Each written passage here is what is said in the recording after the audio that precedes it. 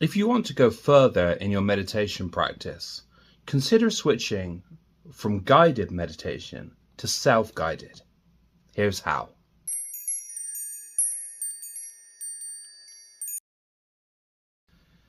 Many people get started with meditation using guided meditations, such as our own meditations on YouTube.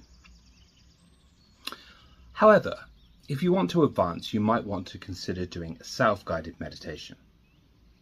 Self-guided meditation is precisely how it sounds, leading yourself through the meditation practice instead of listening to an instructor such as myself.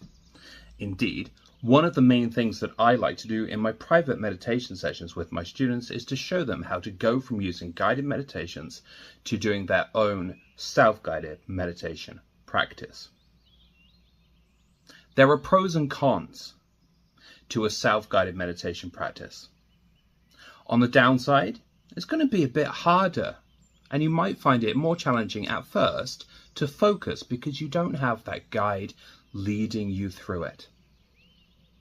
However, self-guided meditations can also let you go deeper because you're not getting distracted by the sound. And it's also a great way to learn more about meditation and to also gain extra insight into your own mind. When you don't have that guided audio going on, it's easier to kind of listen to what's occurring in your own mind.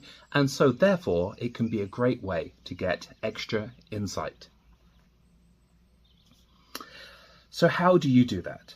Well, here is how to go from guided meditations to self-guided. Step 1.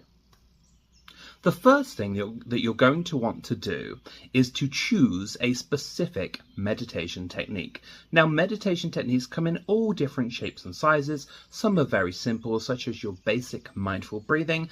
Others are significantly more complicated, such as Merkaba, certain chakra techniques, Kundalini, and so on. I recommend that when you're beginning your own self-guided meditation practice that you start with something simple such as basic mindful breathing, Anapanasati. Step 2. The second thing that you'll want to do when you start a self-guided meditation practice is to use a timer. Now, usually when you're doing a guided meditation, it tells you exactly, here on YouTube, for instance, in the bottom right-hand corner, it will tell you exactly how long that meditation is going to be. And that's quite reassuring because you can say, oh, okay, this meditation is 10 minutes long. It's not going to kill my day or take too much time off my hands. However, that's not the case when you do a self-guided meditation. And sometimes you might find that when you're doing your self-guided meditation, you get very deep into it and you completely lose touch of time. You might wonder how much time has passed, and you might fear that somewhat like Buck Rogers in the 21st century, it's 21st century now, oh well, like Buck Rogers, you might slip into some kind of time warp and end your meditation session realizing that a whole century has passed. So to prevent yourself from becoming concerned about time, simply set a timer. Step 3. Nail the basics. If you've been meditating for many, many years, such as I've been meditating for 25 years, if you're, near that level of experience, then perhaps you might already know all the steps for the most advanced meditation techniques in the world. However, if you're not quite that experienced, you're going to want to stick to a simple meditation and to practice getting the basics absolutely right. I recommend that you start with our friends Anapanasati, that being mindfulness of breath, and really get the basics right with that. So the basics would be the following. Using your breath as an anchor. Thich Nhat Hanh once said, "Feelings come and go like clouds in a stormy sky. My breath is my anchor." Get accustomed to using your breath as that anchor to pull your mind back whenever you get lost. That's one of the single most important things to learn to do when you're doing a self-guided meditation. In fact, when you're doing guided meditations, such as my own, you'll probably hear the instructor repeatedly saying, come back to the present moment. If you've lost your focus, return to the breath, blah, blah, blah, blah, blah. So get used to saying the same thing to yourself. Numero dos, talk gently to yourself. Now, if you're used to doing guided meditations, I'm sure that you would have noticed that the instructor, hopefully, speaks very gently and soothingly.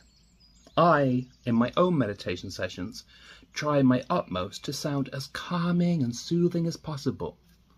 I don't actually always talk to myself that way. Try to emulate that same quality of self-talk in yourself. When you're meditating and you need to give yourself instructions such as meditating on my breath, my mind wanders, and I'm going to say to myself, my mind has wandered. Let me gently return my mind to my breath. Speak to yourself in that kind of way. Not saying, oh, bloody hell, I've lost focus again.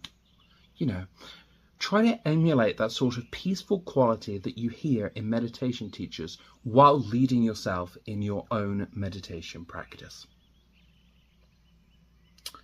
Finally, do it somewhere relaxing. Now, if you're used to doing guided meditations such as my own, you might have noticed that there's a lot of elements of the video designed to be relaxing. For instance, in my own guided meditations, I use relaxing music to start. And I also include relaxing visuals, such as I use a lot of forest scenery and things like that. Now, the reason that I include those things, of course, is to help you to relax. I recommend that you do the same thing in your own self-guided meditation, and the best way to do that is simply by doing it somewhere relaxing. An ideal place is the garden, if you happen to have a nice garden. Or, let's say, if you're in an apartment, you don't have access to a garden or anything like that, just put some relaxing pictures on the wall in front of where you meditate, and also play relaxing music.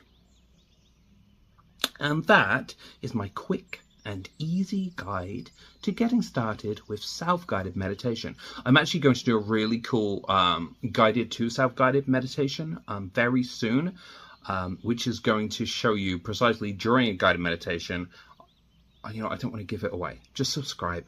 You'll see what I mean. It's going to really help you get started with self-guided meditation. And no, that's not it. There's one more thing. Okay, there's one more thing. When you're doing self-guided meditation, accept that you probably will not be perfect on the first try. Things take practice. So if you do your first self-guided meditation and it's not as relaxing as a regular guided meditation, that doesn't mean you have to give up.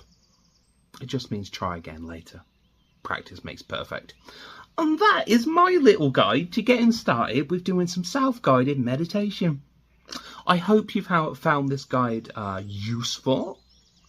I would appreciate it if you like, comment and subscribe, of course. And if you want to go further in your meditation practice, why not join me for a private meditation session on thedailymeditation.com. What, self-publicity? He doesn't like self-publicity, but I've got to do it. I'm a meditation teacher. Have a lovely day.